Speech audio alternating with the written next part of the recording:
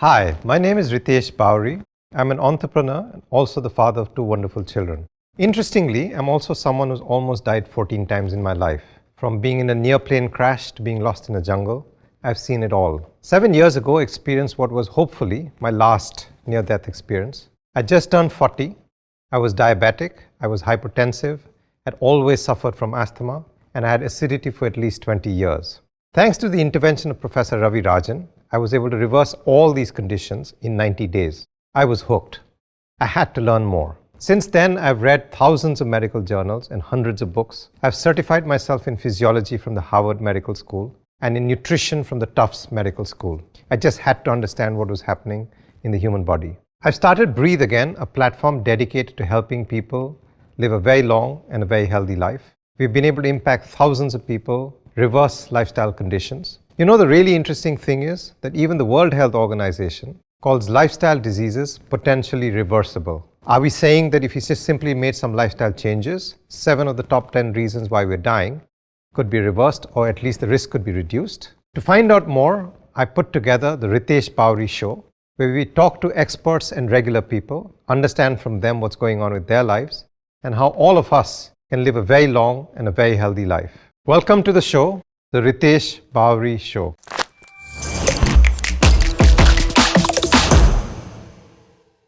It is my proud privilege to welcome Dr. Aravind to the Ritesh Bawri Show. Dr. Aravind and I go back a long time. We've been friends since 25 years when we were both students at the University of Michigan. He was 1 year senior to me, but we became instant friends. Dr. Aravind is an extremely humble person. He was back then and has continued to remain so. That comes with a really rich history of spirituality, something that his entire institution practices. The Dr. Aravind Eye Hospital in Madurai, started by Dr. V, as he's popularly known, someone who retired at the age of 58 and started what was effectively an 11-bed hospital in Madurai. Today, that hospital now treats over 1 million people every year as outpatients. They perform 150,000 surgeries every year just in that eye hospital alone. Globally, of course, those numbers are much larger. What's really fascinating is they've been able to bring the cost of their surgery down to 1% of the global average, and yet scale the business to treat millions of people. It is like McDonald's on steroids, virtually. Dr. Aravind is, again, like I said, extremely humble, but the legacy that his family has built impacts not just Madurai, not just India, but globally. People from countries have come to study the work they've done. They've followed and practiced some of the things that they've invented.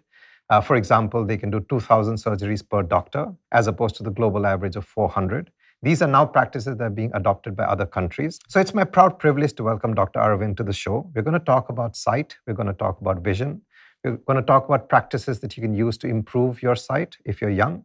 We're going to talk about practices that you can use to restore your sight if you're in the older age bracket. So it's, again, my proud privilege. Dr. Aravind, my friend, I really welcome you to the show.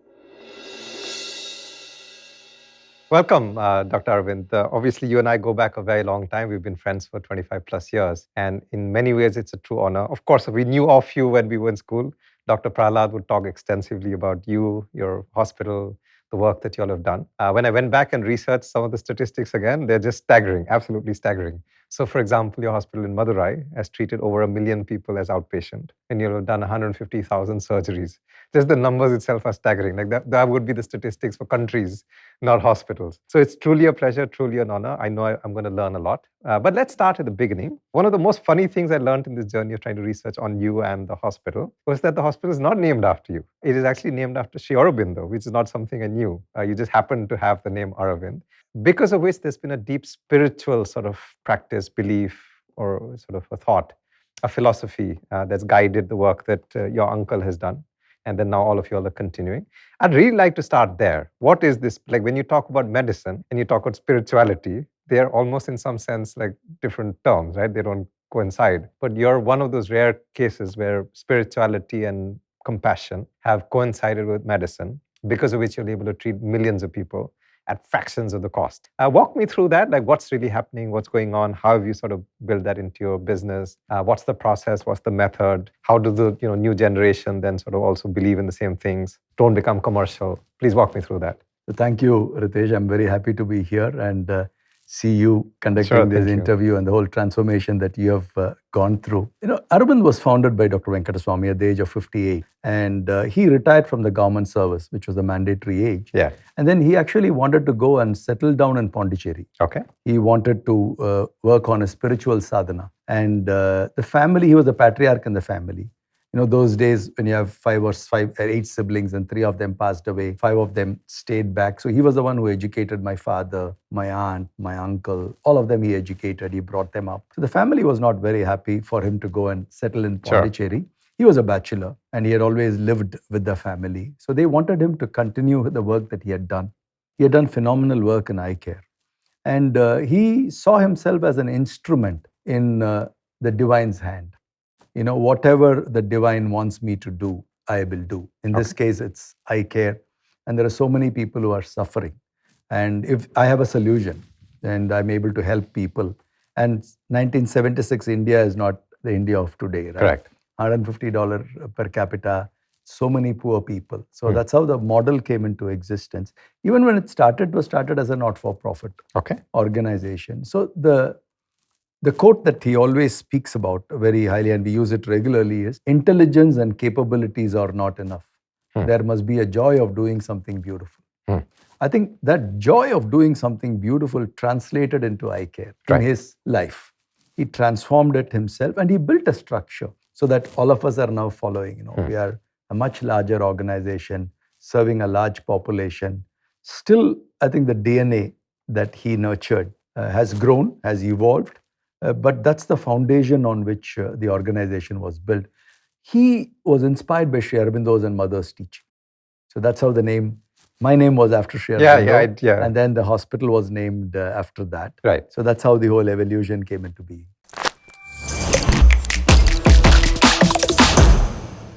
Thank you for watching. Being connected to each other is easily one of the most powerful emotions a human being can feel. On that note, I have a very small request to make of you. Lots of you watch this channel, but not all of you subscribe to this channel.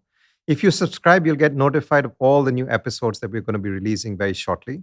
We've had some fascinating conversations with some amazing people who have so many powerful lessons to teach. So please do subscribe. If you subscribe to the channel, you will know about all the new episodes we're releasing. So please subscribe now. Help me understand this a little more. So when you say he was inspired and then he built, let's say, a spiritual practice around it, but then when you try and juxtapose that with medicine, you try and juxtapose that with shortages, there were very few doctors, there were very few hospitals, eye treatment was rare. For someone to then say, look, I'm going to do low cost and maybe even free, right? That's almost like, it just kind of doesn't make sense, right? Like, why would you do that? And I read the book, obviously that talks about the work that you guys have done. And even in the book, they've talked about how it was almost impossible. But then the divine sort of stepped in, people came forward. Absolutely. Walk me through that, like as an entrepreneur. I mean, most people would call me foolish, like nobody would ever fund me. If I said, listen, I'm going to start a not-for-profit, and I'm going to do free, and I'm going to do cheap, and I'm going to do like whatever else, right? Nobody would even fund me. So what would make you believe that? Is there something beyond just then business and commercial and entrepreneurship? Is this really being driven by something bigger than that? I think it's a combination of both. Dr. V was a very interesting mix of two diverse forces, but came together in him. One was compassion. That came obviously from spirituality. I have to help my fellow human being. Part of the reason also, he was bedridden for 2 years in his life. I see. He had rheumatoid arthritis, so he was bedridden. So he had seen others' need for others. Right. People who helped him, people who were compassionate with him. And he realized people with disability go through a lot of suffering. Okay. And he wanted to give a solution for at least one of the problems. In this case, it's eye care. But where it became very interesting was Dr. V was a very practical, pragmatic man. He also spoke a lot about McDonald's. Yeah. If you had read the book. Yeah, of course, absolutely. So he speaks about, you go anywhere in the world, 70s world, the common figure that you saw was the McDonald orchard. Correct. And it's a safe place, or food is okay, but it's a clean toilet. You can go in and you don't get cheated. You will get a specific menu. So there, the words like standardization, replicability, how do you scale up, all of that came from there. Right. So Dr. V was able to mix those two worlds So he's way ahead of his time. I think this combination is what made it work. I don't think if he was in one extreme of the pendulum that swung to just purely passion, purely spirituality and passion, he would have done something, but it would have stayed small. But because he was able to bring this unique combination, and that has stood the test of time. Right. And to your point of not having resources and all that, this is a fifth decade or 4.5, correct, exactly, 47 years. Yeah. So it took time. The first 20 years, very little had happened in terms of scope of work, but the foundation was laid. Okay. A lot of sacrifice by the founding generation. But then scale built up and India changed, right, transformed. People were having disposable income and all that had happened. And that's how the organization is where it is today. Now, there's so many different nuggets of information in what you said, but let me start with cost. So one of the things that you all have done remarkably well is to bring down the cost of surgery, bring down the cost of eye care. Again, the statistics I read was you all have 1% of the global average. I don't know if that's still true, or maybe it's even less now. But walk me through that, like how and what miracle did he perform by which suddenly he could do something at a fraction of a cost? See, I think the word is scale. So because we were able to do everything in scale, healthcare is high fixed cost. You have your doctors, you have your equipments, you have everything already invested. The variable cost is usually 15 to 20%. Okay. So if you can increase the throughput, and the two bottlenecks that we had was, one was high fixed cost, second, the availability of doctors. Sure. And doctors were a premium. One, you didn't get them, they were scarce, but also the compensation was also at a higher end. So how do you build a system that takes advantage or finds a solution for both? So he recruited young women from the community, all these, what we call as mid-level ophthalmic personnel who finished schooling. And then those women helped enable the doctors to amplify themselves. I see. Okay. So they did all the preparatory work, pre-processing. Yeah. And then they were able to, the doctors had to only focus on surgery. Like for example, on a given day, a good surgeon at Aravind can easily, if it's a cataract surgery, that's the high volume surgery part of the eye care. He or she would do about 30 to 40 surgeries in a span of about 5 to 6 hours. Wow. So that, not because the surgeon is great alone, surgeon is good obviously at that pace, but lot of things have to fall into place. So that's supply chain. In fact, somebody asked me, how do you describe Aravind?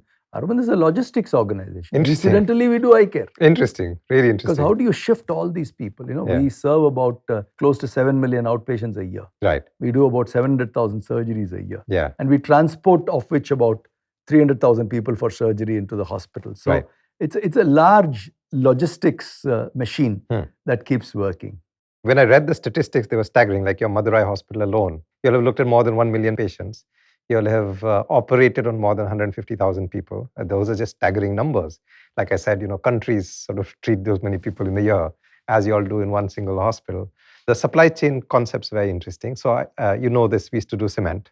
So cement's really a logistics business. It's incidental that we make the cement. So that's a very, very interesting analogy. Help me walk through so he started something. He had a purpose. He had a passion. Let's say he had a divine calling. He was able to take it to a certain place. But now there's a very large group of you. I know your wife actually works with you as well. Extended family members are now part of this. Of course, you have a very large workforce. How did you transfer all of this into an organization? What did you do? I think Dr. B again was a true visionary in that sense. So he brought in a management structure even in the early days. Okay. Even at the 78, 79, he brought in a senior executive who was related to us from British Paints. Those days he was in Kolkata. Wow. So Mr. Tulsiraj joined. My father was a builder and also a finance person. So my father was doing those kind of activities. And his sister, see, initially when somebody like him starts, people who believe him are the near and dear ones, the family, right? Yeah. That's how it started. Yeah. Small rented place, 11 beds. What today, if you kind of rewind it and look it back, it looks like miracle. But it was one step, it's like climbing Mount Everest. It was one step at a time. And you realize that, you've reached base camp 2 or something. Sure. But it was 45 years in the journey. It's an evolution. So I would describe it in 3 phases. One is formative phase of Aravind, getting the inspiration right, and a leader like Dr. B. Dr. B per se was a person whom you would follow. Right. You would trust because he had a track record and he was a person who was built that way and he built himself that way. And then the second phase was about getting the foundation for building scale. Right. Okay. The third phase is where we are right now. So we have the scale. We cover a population of 100 million people. We do about whatever number, 700,000 surgeries. So UK does about 650,000 Correct. Exactly. surgeries. Countries do this. Yeah. Many countries do this volume. So I think people have transformed over time, evolved over time, and they had the flexibility, and they built the flexibility in the organization without compromising on the values and culture. I think that's our challenge even today, right? Because external ecosystem is changing, as we all know. Yeah. How do you stay truthful to the purpose of why we are existing? Right. And then, but also be relevant to the times that are around. It's a creative conflict. We need to find innovative ways, interesting ways, but not to reinterpret the purpose, but to keep the purpose, but interpret ways to deliver it in a better way. Sure. And so that sense of spirituality, that sense of purpose, that still percolates, it still is part of everything you all do? Absolutely. I think now it's integrated into the structure. Okay. See, when it started, these were words. Compassion, help everybody. But today it's integrated into the structure. I think that's very important. See, we are close to about 7,500 employees, all put together, or manufacturing, everything. So unless you integrate it into the structure, it can't be a feel-good fact. Correct, exactly. Because the founder is gone. Founder passed away in 2006. So anywhere we put a hospital, there is a free hospital. There is a 40% of all our work has to go to the bottom of the pyramid. Even now? Even now. Wow. And even in the paying segment that we charge, we have to be 30-40% less than the market. So those are all integrated into the structure, and we don't borrow money. We don't get huge donations or grants. I read that, So that allows us to keep the DNA. Some of these dilute your DNA. Right. Because you have to dilute it for resources or various reasons. Yeah. Fortunately, he not only put the DNA, but also found a moat to prevent it from getting diluted. So we have to keep the moat, build on the moat, because we are in eye care, we can go deeper and deeper. So that's how it has evolved. And that's something that you hope to continue forever? You don't have any desire or... Definitely. And you can think for your generation, right? Yeah. And my children are coming into all my cousins' children. We are about 35, 36 ophthalmologists in the family. So we are a large family. Yeah. And, we have to be transparent because the family itself is big. And how do you manage your finances? How do you distribute your salaries? How does it all take? So people are also watching outside and also from within the family. Interesting. So it's a tightrope to walk. Sure. But we are all passionate now. We have all experienced Dr. V. I was born in the same house as he was. So we have experienced him. I think every generation has to find him, find his calling. And if they find it, they have to be part of it. If they are not, they should find their own ways. Sure. No, very interesting. So let me switch then to eye care, which is really one of the things I want to talk about. So let me start with this notion that I've been reading, that quantum physics says that the reality that we see around us is not real. It's a fabricated reality. The fabrication happens because vision sort of enters my eye. The eye really is not doing much. It goes into my brain. And then my brain constructs or reconstructs, if you will, a sense of what it is seeing, right? And that's loosely what I understand is what quantum physics is saying. But help me understand the journey through this whole process. So what is the eye really doing? What happens to the eye? How does it deteriorate over time? What can we do, at the early formative ages? I recently found out that I had reading glasses. I always thought I had 20/20 vision. And then suddenly overnight, I realized I had reading glasses. I just couldn't see. So walk me through this journey. What is the eye doing? What's, the beginning, the middle ages, and then as we grow older, what happens to the eye? So eye is one of the sense organs, right? Sure. And it's a very important sense organ because it gives you a level of detail. It allows you to perceive things beyond taste, because taste is only when it's kept on the tongue. Correct. But again, ear listens. You don't have to be there where you are. You can listen. You can listen from far as well. You can listen to a radio. You can listen to a lot. But eye has a finite vision of 6x is the vision that we have. So eye is more like a camera, which receives the image, and retina is the neural layer of the eye. Otherwise, a lot of physics in eye. Cornea, which is the transparent layer of the eye, and the lens essentially do the work of focusing. So problems with these two is what leads to wearing glasses and all that. Sure. And retina is the neural layer, which is an extension of the brain. So the optic nerve, which is one of the cranial nerve, lifts the messages, whatever it gets from the retina, and then takes it to the brain. Okay. It's the rear portion of the brain called occipital cortex. That's where the image falls. Okay. That's the processing part of the brain. And that's how vision, what you see gets, and it has to be stereopsis, right? We have two eyes. Two eyes have to merge. So there has to be a depth. It's a very interesting physics out there. And then they fuse the image. And the brain is also very intelligent. If imagine if somebody is born with one eye. Yeah. Or if one eye is compromised due to various reasons, accident.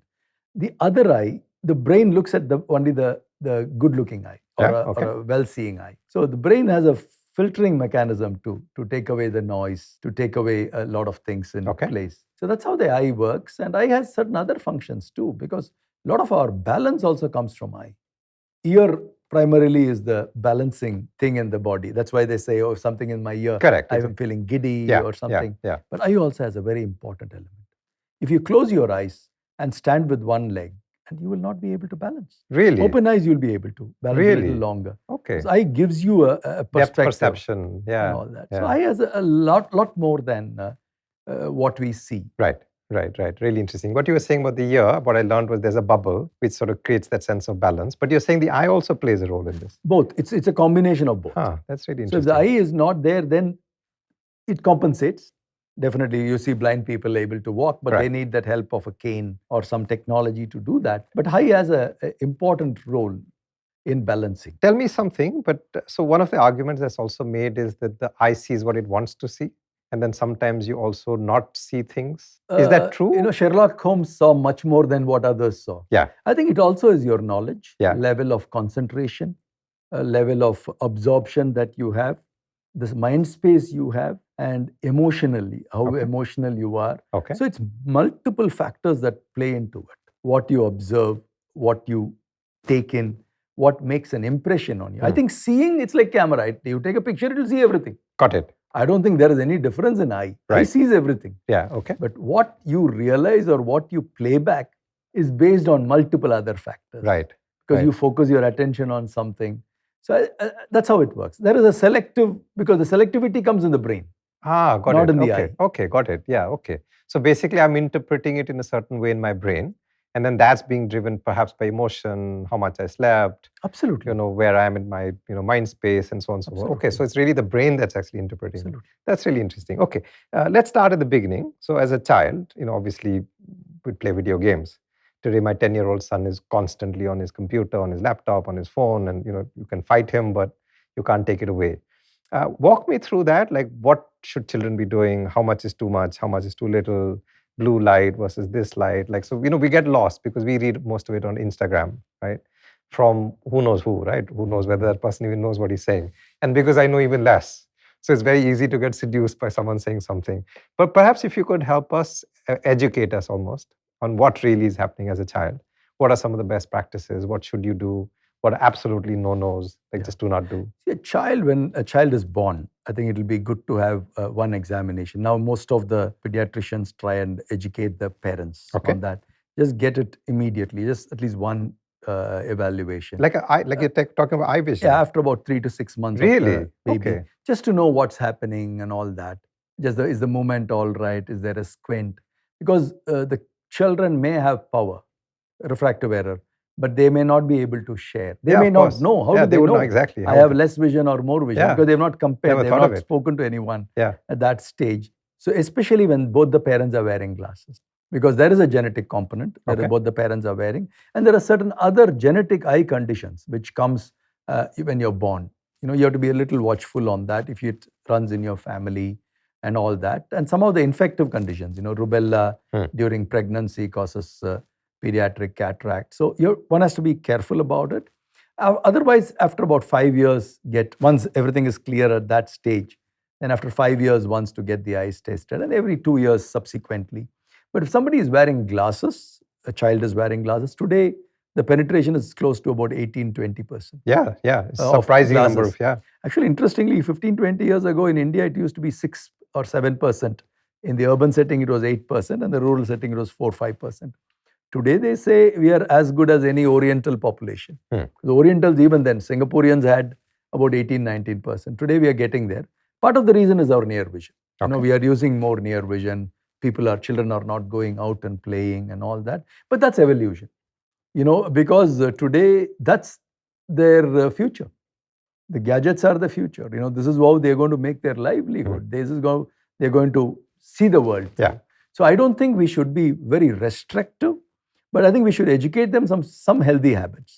Encourage them to play outside for a while, use their eyes not only for near vision but also for distance vision, and also eat healthy, which is what your subject is. And a combination of all that. As I said, vision is not only eye alone. It is your emotional status.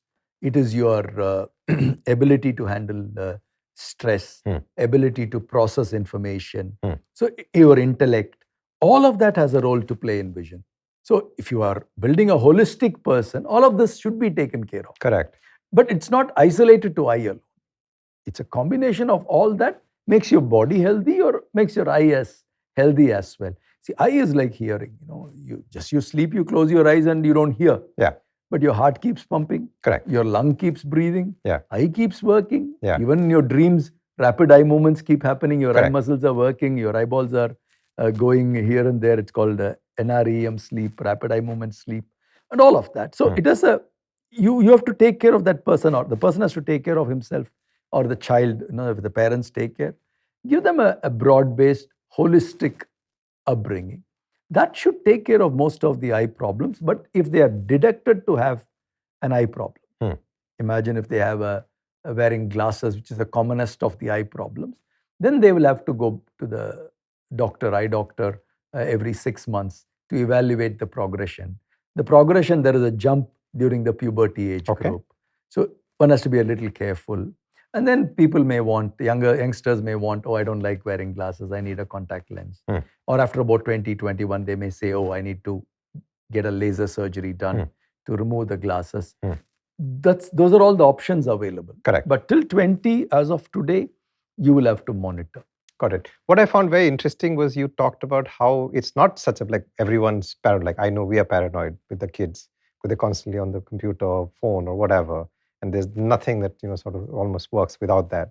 But your argument is that it's not such a big problem. You're saying that it's okay, that's life, that's, evolution. That's in some sense contradictory to, everything we hear out there. Is that like a medical point of view? Like it's just a natural thing, it's okay and, it's fixable? Is that like where you're coming from? No, I think computers have been around for, say, 40 years. Correct. Right? People have worked on computers for a long time. I'm talking about a software engineer, somebody who's doing that kind of work in the last 40 years. So in the 40-year evolution, computer has a role to play. I'm not saying there's no problem at all. But I'm saying, sitting in a chair is also a problem for a long time. Yeah. But that doesn't mean that you should never sit in a chair. Yeah. That's not the solution. So I think all I'm saying is it is not a solution to just break the cycle, but teach them in a healthy way to do it. Like if they are working for about 45 minutes or an hour, take a break. Look at distance. Drink enough water, because today most of them are working in an air-conditioned ecosystem. They may not realize they don't have enough water levels in the body. They might be running low on water, and that will affect, dry eye. That will cause problems in the eye. It will cause your tear film will get disrupted. So even a good diet, tear film is made of fat, mucus, and water. So they say diet disrupts the tear film because either your mucus is affected because some of the glands that secrete mucus, the fat layer is affected because there is not enough lipid or more. So everything is interconnected. Interesting. And the reason I was telling you about they should not be constrained, because I don't want this to become a disability in the later years. Got it. See, the best surgeon 20 years from now will be the best video game player today. Of course, absolutely. Because it's hand-eye coordination. Where do they get hand-eye coordination? They are only doing that. That's how they're nimble about. So some of these skills, we don't know how it's going to transform. Correct. In which ways. So we should be allowing it to evolve. We also don't have all the answers. Sure. No, it's a very practical point of view. A very interesting thing that happened to us when we were children. We used to watch this movie called The 36 Chambers of Shaolin. And this is about a monk, so to speak, who gets ordained into the Shaolin temple. And as part of his practice, he goes into this chamber where they teach him about eye coordination. They put two, sort of burning sticks on either side of his head. and he's constantly sort of looking at different things. Is that really like a right thing to do? Like, I'm not obviously not suggesting you should put burning sticks, but practicing or using the muscles of your eye, maybe training the muscles of your eye. You talk about biceps, triceps, but nobody seems to talk about training the eye. Is there any merit in this, or? It depends on some of the fields, right? Where you are using eyes, like a cameraman or somebody, I'm sure they build their skills over a period of time. It's like somebody who is doing something, like they say, somebody who is shooting in a pistol only builds a certain muscles in their arm. So I think eyes also gets built, on what you use it for over a period of time. Separate exercise for a common man is really not required. That much necessary, because it's a muscle in use all the time. It is not something. So, and also there's wear and tear. So you don't want to, unnecessarily harm it also. Sure. But some professions definitely it will help. I mean, if you're really looking at a fast speed, you're a pilot and all that, I'm sure it evolves in them. Right. And evolution happens for all of us. Correct. It's multi-generational. Multi-generational, and also within the generation. Yeah. See, I find it difficult to sit in one place. I like to move. But as a surgeon, I sit and operate for 4 to 5 hours. Right. So it's mind, body, soul, everything is aligned. Yeah. So I think it is that alignment one has to, that anchors you. Sure. But just to finish on this topic, so let's say there is a child up till say 20, and like you said, the practical demand is that they're spending a lot of the time on their laptop, computers, what have you. Is there something they can do to lessen the damage? Like maybe use blue light glasses, maybe use some sort of a filter, use some sort of a screen. Does that work, or is it just... No, it definitely works. I mean, blue light glasses still science is not completely out. It's still early phases. We really don't know whether the blue light makes a difference to the eye in the longer run. But some of these are very new. 30, 40 years in the evolution of life is nothing. It will take some time to figure this out. But certain habits go a long way. Like, for example, frequent blinking of your eyes. Because it's like a windshield wiper. It spreads the tears across. It spreads the lipid layer, the fat layer uniformly.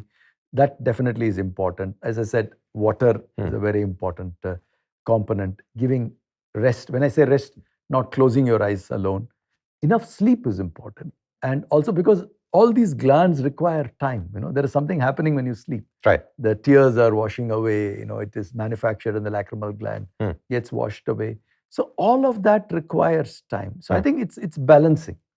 I think that holistic living definitely has a role to play.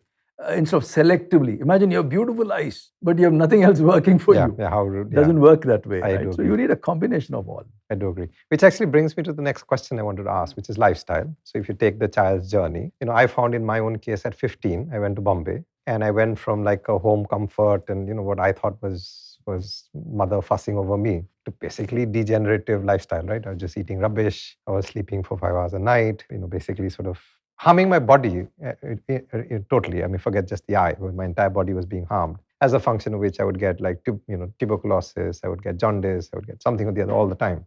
Lifestyle is something that's not really understood. And I think today when you try and tell people about lifestyle, it almost feels like you're lecturing them. But as a surgeon, as a doctor, as somebody who runs a very large medical practice, impacting millions of people, could you help me walk through that whole thing about, like you've said it yourself, but I just wanted to dig a little bit deeper. Like how much is lifestyle? How much is genetics? How much is, other factors? Is it just bad luck that, perhaps my eyes are getting affected? Could you help me just break that down? I think it's a combination of all. Like for example, some of these are genetically inherited. Like somebody wearing glasses, both the parents wear glasses, there's a high probability that your child will have glasses. If a parent or a sibling has a glaucoma, increased eye pressure, there is a high chance that you would have. And that's true with breast cancer. That's true with most of the other conditions as well. Okay. So there is a genetic component. There is a component of nutrition, because when I say nutrition, eating in a holistic manner, eating the right vitamins. Vitamin A has a very direct role on eye. Yeah, correct. Vitamin A, lack of vitamin A, beta carotene. Yeah, sure. Lack of vitamin A causes xerophthalmia, dry eye. Early days, it used to be very common. Not anymore. You don't find that kind of nutrition deficiency today. Maybe the pendulum has swung the other way. We are eating, we don't have, earlier used to have protein malnourishment. Conditions like kwashiorkor, marasmus. Today, it's the other end, obesity and all that. So nutrition definitely has a role to play, but it's not pinpoint role. It's like balancing your vitamins. Right. I think balanced nutrition is what I'm talking about. Not eating cataract. I mean, carrots alone is not going to solve your problems. It's holistic. The third element is where your lifestyle comes into play. How much you sleep, how much you work, how much you give. Look at distance. All those factors. How are you emotionally? Are you harming yourself by bad practices? Lifestyle practices. All of them have an impact. I see. It all adds up, I think. It's very difficult to pinpoint just an eye. I'll give you an example like nutrition coming back to nutrition. Diabetes has an important role. Yeah, it is genetic, but that diabetes can be postponed for a longer period of time if you don't abuse your body or your pancreas and glands and all that, right? So I think those are all lessons that will definitely help somebody to be able to manage their vision for a longer time. Sure. Within that, would you also look at the role of smoking and alcohol? Like there's again, I know smoking is much better discovered, like as a problem that definitely has an impact on the body. Alcohol is a new one, actually. So now I'm beginning to see people talk about the ills of alcohol. Even 10 years ago, it was being marketed as a cure for cardiovascular diseases, and a little bit is okay. And if you look at the social pressure around drinking, it is tremendous. Like, how can you not drink? And just a little one, like one small one, like, one for the road. There's lots of these myths that sort of percolate. What's the impact on, sort of health and, of course, the eye? I think smoking has an impact because smoking causes narrowing of blood vessels. And narrowing of blood vessels has an impact. Eye has only one blood vessel. I see. Okay, I didn't know that. Eye has only one central retinal artery which supplies blood. That's why people can go blind like stroke, right? In the brain, you don't have a second blood supply. That's why heart also has, unless it's a very slow progression, doesn't build collaterals. So that's why they get a heart attack. Sure. You don't hear about skin attack or, you don't hear that because there are multiple ways to nourish that organ. So eye also has that one artery that supplies blood and one vein to remove the blood. So these vessels can get afflicted if they're already compromised due to diabetes.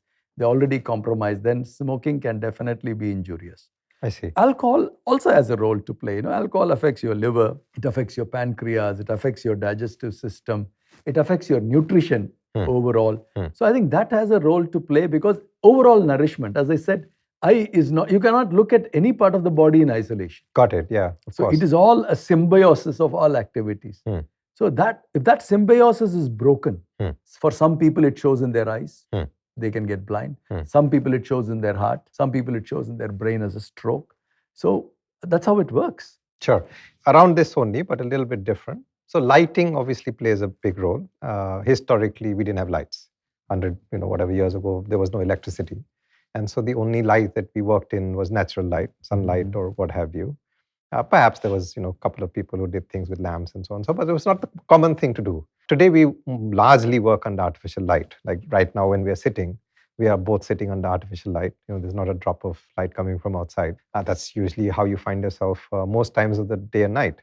It's artificial light. Help me understand how that impacts sight, vision, the eyes themselves, deterioration, if at all. Is there a best practice? Is there something, really better and worse? Is there a particular way in which you can maybe light up your room? Is natural better versus artificial?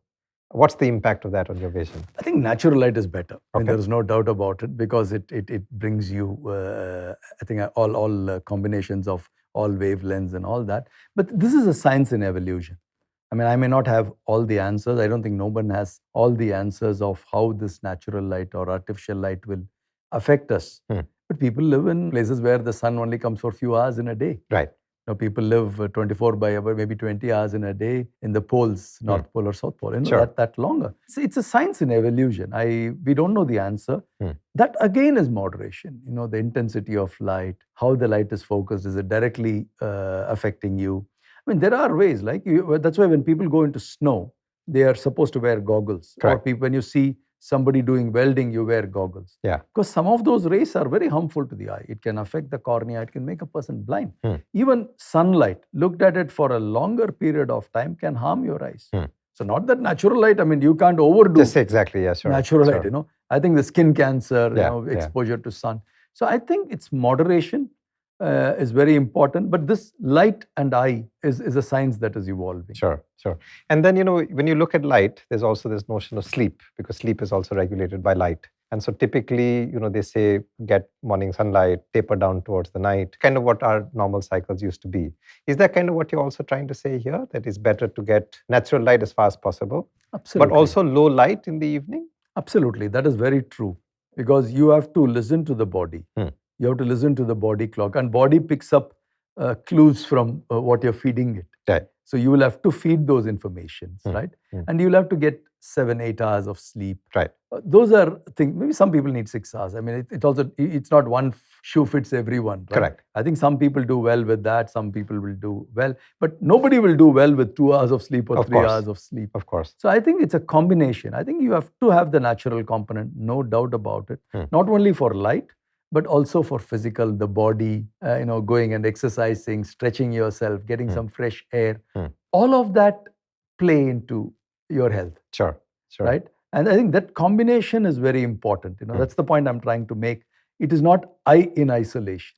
We are eye doctors. What are the questions we ask? 40-year-old man or a woman comes to us, we ask, oh, do you have diabetes? Oh, do you have hypertension? Oh, are you on any other drugs? Right. So what are we asking? We are asking, your eyes are not in isolation. There are multiple factors that can affect your eyes. So it's all interconnected. Yeah, that's what I learned actually in my 10-year journey of doing something in health, that actually the body works totally, holistically. It doesn't work in isolation. You can't take a piece of the body and say, let me try and fix it. You have to fix. We study in isolation. Yeah. Because that's the only way we can study. But when you practice, it is not in isolation. That's so powerful. We don't take the eye out and do everything and fit Correct. it. It's not a bionic eye. That is so powerful. That is so powerful.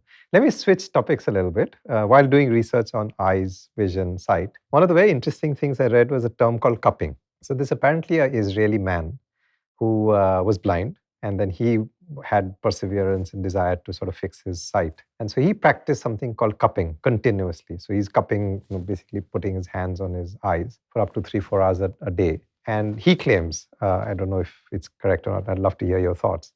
He claims that his vision was restored at least 40-50%. Is it possible? Is that just a myth? Is it like... It could have worked for him. See, rare events are not regular events. All right. So in medicine, we say, never make a rare diagnosis. Because rare means it's rare. Yeah, okay. By default. It could have worked. It could have worked due to multiple other reasons. He could have changed his diet and he could have been cupping. So just by cupping, just the physical act of cupping, what does it do? Because, anybody can put their hands on their eyes. I don't think there is any proof of that as of now. An isolated act and interpretation cannot be generalized. I think so. That's how I would look at it. It has worked for him. Be happy. Yeah, sure. Religion works that way. It works. Sure. Every religion works for somebody. Sure. You can't generalize it for everybody. Some God works for somebody. Sure. So you can't say, oh, this is the only God that works. That's not how the world works. Sure. So then take people who have, let's say, eye difficulties, and there's a wide range, right? From, let's say, like I said, in my own case, loss of vision, I'm not able to sort of read properly in a book anymore, to cataracts, and then, even loss of vision. What's the medical cure for this? Like, if you walk us through all the different sort of stages of loss of sight. Yeah. So if somebody is not wearing glasses, assuming, right? So they have a good distance vision and they have a good near vision. So the muscles in the eye are like camera. It's an automatic camera. It is able to focus far and near. So over a period of time, certain muscles in the eye, ciliary body muscles, those muscles get a little weaker. At 40, you will not be able to run or jump like you did it at 17, 18. You would spring. Sure. You would jump from 5 feet and you'll be okay. At 45 feet, you'll be able to do it at 3 feet. At 50, it comes down by 1 more feet. At 70 or 80, you're not even looking at it. You're looking at flat ground. Yeah. So I think that's how it works. No, so we were just talking about so when you start, let's say if you look at this whole spectrum of sight. Okay, I'll come back to it. So somebody at 40, because of the muscles, it is not exactly starting at 40. For some people, it can start at 50. Some people, it can start in the mid-30s. So people may need near vision glasses. If you're already wearing glasses, right, usually people tend to be myopic. which is, they have a good vision for near, but they don't have good vision for distance vision. Sure. So they will not experience this because they still have a good vision for near for a long period of time. It's the normal emmetropes, what we call. They are the people who will require, like you. You had good vision, but then you need glasses. But that's evolution. And I don't think it's somebody at 70 walking with a walking stick. It's not a diseased condition. Sure. You need that aid. The body also goes through wear and tear and like that. Is that preventable? As of now, no. Okay. Because so there's nothing I could have done 20 years ago. No. You couldn't have done or anything. Prevent, nothing at all. You couldn't have done anything. Okay. No amount of Shaolin BKS training. Iyengar also would get to wear glasses. Okay. All the Shaolin masters would wear glasses. Right. So I think that's some of these. That's good to know, actually. In a way. Some of these are evolution, right? Yeah, okay. I mean, you lose hair at a certain age. You eat well, you do everything, but you have certain things, right? And you don't grow tall just because you eat everything in the world that allows you to grow. Things like that. So you have to certain limitations that the body puts on. Maybe there is a reason for it. I don't know. Maybe there is a reason for it also. Body maybe wants you to slow down a bit. Body is telling you that, this is important for you to realize. It is not to do everything that you did when you were at a certain age. And then comes after 40, you will have to get your eyes tested regularly because you're looking at glaucoma. If you have diabetes, you're looking at diabetic retinopathy and progression of whatever eye condition you have. And also you're looking for cataract. Okay. So cataract is usually in the 5th decade or 6th decade. So cataract is again a metabolic thing, right? The eye, where does the lens get all its nutrition from? Lens is a clear matter, like cornea. There is no blood vessel. It is nourished only by the fluids around it. Cornea is nourished by the tear and then the fluid inside the eye. So it's called aqueous humor, vitreous humor. These are things that nourish the lens. That's why when diabetes happens, they say early cataract comes because the metabolites in that fluid gets affected. So that leads to cataract. Some people get it at 90. They don't even get it, Oh, my grandfather lived till 95. He never had a surgery. He never wore glasses. Maybe he was an illiterate. He did not need to read. Right, sure. Things like that. Sure. Or he's that blessed one where he did not need. All of us have somebody like Michael Phelps can swim and get 5 Olympic gold medals. That doesn't mean that you give me the same training and nutrition, I will go and win. Correct, exactly. He's built that way. He's born to do that. He's designed that way. Not everybody is designed the same way. We are all unique DNAs and we come with our own strengths and shortfalls. So it's a combination of everything. One size fits all doesn't work here. Sure. And then for cataract, then we do cataract surgery. As I'm sure cataract surgery is so common now. It's the highest single number surgery done in the world. The whole world does about 35 million cataract surgeries. Every year? Every year. Wow. So it's a large number. India does about 8 million cataract surgeries. So it's the single largest surgery done anywhere, in any part of the body. And then if you have diabetes, then laser is available, injections are available. Science is evolving too. A lot of newer practices have come into existence. But the only advice I would think is to just follow up regularly. And whenever things are needed, let us go and intervene and do what is needed. Sure. So let me go back to this whole thing about cataract. Like I know my mother got a cataract operation a couple of years ago. It was a 20-minute procedure. It was fairly pain-free. And in fact, her eyesight became much better. So she restored her vision almost. So I don't know the exact term, but I think it's 20/20 when your vision is totally okay. So she went back to like a 20/20. She didn't need glasses anymore. It's inevitable. Like everyone will get a cataract and then it's best to get it treated? Most people will get cataract. Okay. Some people have, they don't get cataract. They get cataract. It's a graying of hair. Yeah. Okay. One hair gray is also gray. All hair gray is also gray. Yeah. Right? Okay. So it's like they may have 5% cataract, 10% cataract, 20% cataract. And depends on the profession too. Imagine a pilot with 5% cataract is not, that's not the tolerable Can't limit function. there. Yeah. A driver with 15% con. But a housewife, somebody at home, I'm happy, nothing wrong. Oh, I have 40% of vision, I'm okay. So it also depends on what you do and also what is the disability you're experiencing. So I think cataract, today the results are very good. Across the world, across the country, excellent quality, excellent outcomes. The science has become like flying. Flying is they say is the safest thing right now. And the percentage of accidents is so low. So things are at that level, like Six Sigma, kind of a level in cataract surgery. So if you have cataract, it is not that you have to get it done because you will get cataract later. Unlike they say in the recent days, right? Preventive, you do a mastectomy because you don't have to do all that business. But if you have cataract, I think today you have to get it done. See, one of the things, the downside is one to think that why is it happening to me? Right. Things can happen. If you can do it by lifestyle, do it. But beyond all that, certain things happen. That's the time I think it'll be good to accept it and go to a professional who knows what he or she is doing. And then get it fixed, because your quality of life is more important. Like your mother, her vision getting restored to 2020.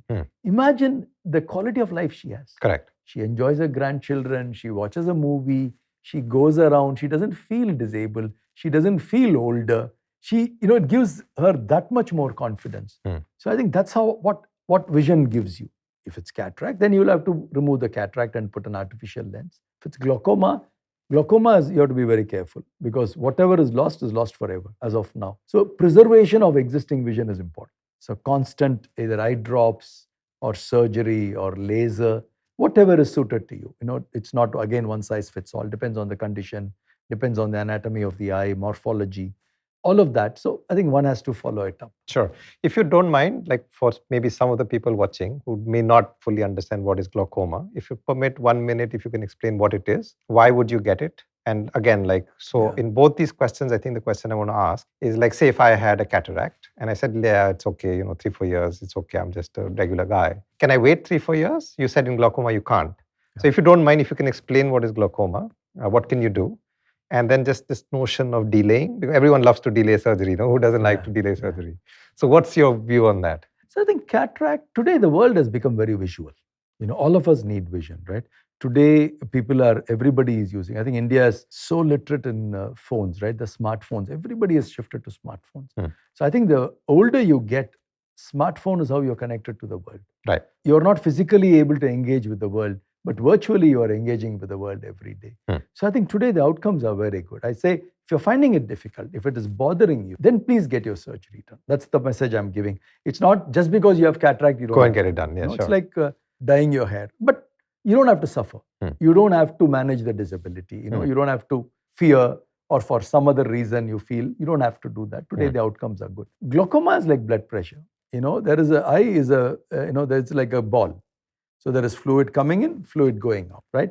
Once either excess fluid comes in and is not able to go, or normal fluid comes in, the fluid is not able to go out, it increases the pressure of the eye. The normal pressure, it's a range, right? It's a range from, say, 12 to 18 or things like that, or 8 to 18. But there is also a low tension glaucoma. Even at low pressure, your eyes can get affected.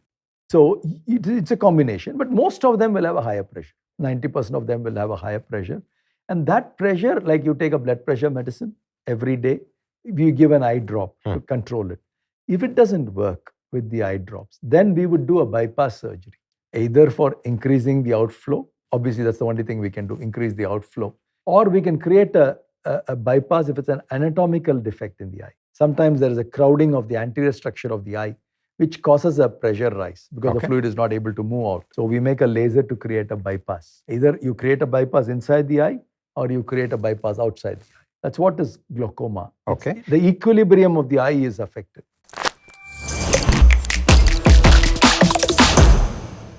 Thank you for watching. Being connected to each other is easily one of the most powerful emotions a human being can feel. On that note, I have a very small request to make of you. Lots of you watch this channel, but not all of you subscribe to this channel. If you subscribe, you'll get notified of all the new episodes that we're going to be releasing very shortly. We've had some fascinating conversations with some amazing people who have so many powerful lessons to teach. So please do subscribe. If you subscribe to the channel, you will know about all the new episodes we're releasing. So please subscribe now. Is this also then connected to general body blood pressure, or you can have no blood pressure in the body and very high blood pressure in the eye? Yes. I see. Okay. And it's also anatomical configuration of the eye. It's genetic. I think that anatomy comes from genetics, like your height. Right. Your parents are 5 feet. It's unlikely that you will be 6 feet.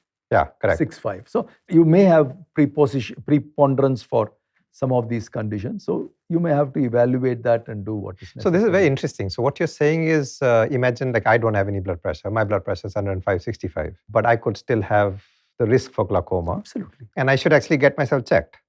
At least once in a year. Really? Once in 2 years, you have to get yourself tested. At least once, check whether the anatomical configuration is all right and the pressures are all right. There is no family history. Then you're a little safe. Okay. Then you can say every 2 years you can go. Get yourself tested. It's like doing a mammogram or doing a colonoscopy. How interesting. If you're already in a family history, you have a high chance of it. So why not do it regular? Right. Why delay it? Right. Like I would have never thought of it. I would have just said, yeah, I've checked my eyes, whatever power, I'm wearing glasses, my blood pressure is 105/65. Where the hell could I get blood pressure in my eye? Almost wouldn't connect at all. So it's not blood pressure in the eye, it's eye pressure. Yeah. Sorry, eye pressure. Sorry, you're right.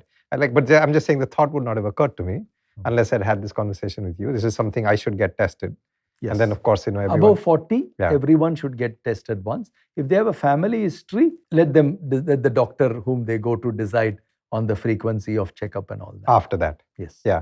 And this is just any eye doctor, or is there a special place where you need to go? Any eye doctor. Any good eye doctor who can easily diagnose a glaucoma. Any good place that you go where you have trust and faith, just go there and get it done. Usually a typical eye examination starts with the vision. Then we look at the eye. We inspect the eye. We have special equipments to look into the eye. We look at the anterior segment of the eye. We look at the posterior segment of the eye.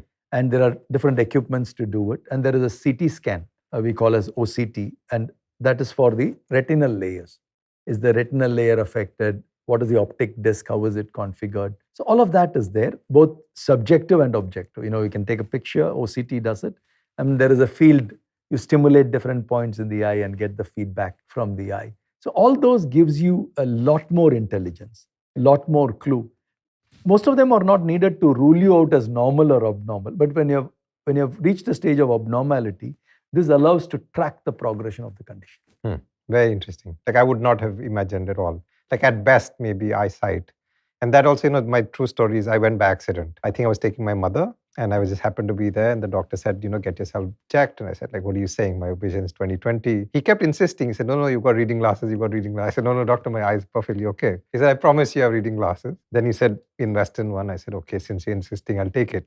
I did. And immediately could tell the difference in reading. So we are so ignorant and so foolish almost in some ways about ignoring things that we just sort of don't realize.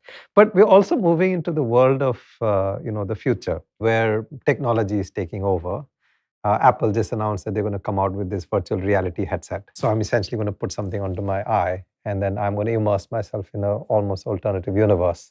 We started this conversation by saying whatever we saw anyway may not be real. Now we are truly entering that which is not real. What do you think is going to happen to our vision, our sight, our sense, our perception? You talked about how the brain actually interprets what you're seeing. Do you think this all going to get disrupted, or do you think it's? I think this is all so new. Yeah.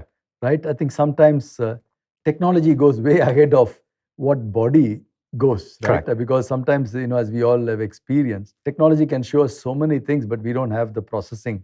In our heads to do that. Maybe artificial intelligence will process it better than some of the data that are available today. It's still, a jury is out. We'll have to wait and watch how these things evolve.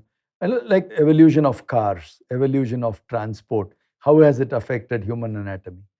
Right? Cars are 100 years old. Right.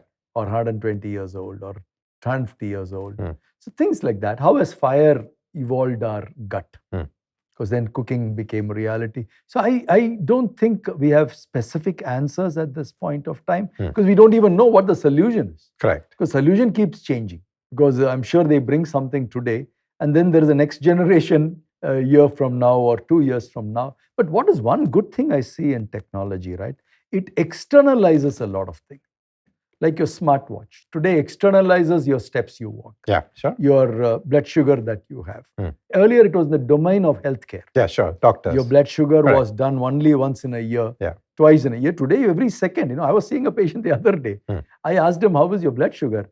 He took up a device and he had already, I don't know what you would call it, sure. CTM, right? So he did it. So I'm like, okay, so that means he is becoming responsible for his own well-being. I hope virtual reality will bring it differently. It will inspire you to exercise better. There could be positive dimension to it. and there is a negative dimension to it. I really would like to understand, it's early on. I hope the positive dimensions outweighs the negative dimensions. Sure. And also really quickly on technology. So of course, there's lots of very new technologies that have come out. Like LASIK came out, it was huge, started helping you restore your vision. What's really happening at the cutting edge of science as far as vision and sight is concerned? I think interventions are becoming much more accurate. You're talking about LASIK surgery, refractive surgery, which is shaping the cornea to be able to allow the light to fall on the retina. Instead of wearing glasses or contact lens, you shape the cornea so that the light falls exactly on your retina. So there's a lot of evolution that is happening. A lot of finer aspects are coming up, and accuracy is becoming better, and safety is becoming better. So I think accuracy, safety of the procedure, and also ease of the procedure. It's a combination of all these three things, which is allowing more people to enjoy it. Sure. And because the scale is building up, it's also becoming affordable. Sure. We also talked a little bit about gene therapy. So is gene therapy now available? Is there something I can do? For some conditions, it's available. In US and a few other developed countries, Leber's anomaly is one particular condition. It is there. There is another condition called retinitis pigmentosa. It's very sad, especially it's genetic, and the young people get affected and they go blind in their middle years or even earlier. So there are some developments. Some of them, it's concrete. It's very expensive. At this stage, it's very expensive. It is still not available as a mainstream. We don't practice it as of now in our organization, gene therapy. But it's a matter of time. If there's anyone who can do it, you all will do it. We have the scale. We will touch more people. Yeah. And unfortunately, many of these genetic illness comes to lower socioeconomic strata. Right. Because of consanguinity, getting married, poor nutrition, a lot of factors. A lot of they are disadvantages. With very, very many factors. Sure. So we cater to that population. So we will be able to take it up. Yeah, at some point. No, on that note, I would still want to go back to this notion of spirituality, the philosophy that, your uncle sort of brought into the practice. I was moved when I started doing a little bit in healthcare. The first thing I wanted to do was go and help the underprivileged, because I thought that those are the people who need it. You all have built institutions, not one, many, many institutions around this. I think it's really, really remarkable. More power to you. We used to have great respect for you 25 years ago when we were in school, because you were the legend in school anyway. After that, my respect for you has only grown. And if there was, any space left for additional respect, the 1 month of research I've done on you and the business you all run, or actually the institution that you run, has only increased that respect. The volume, scale, and size, and the enormity of what you do is truly remarkable. Everyone should make a pilgrimage at some point in time to go and see the work they do. It's truly remarkable. In the world of eye care, there is no one like Dr. Aravind. Thank you for coming. Thank you, Ritesh. It's a pleasure to be here with you all.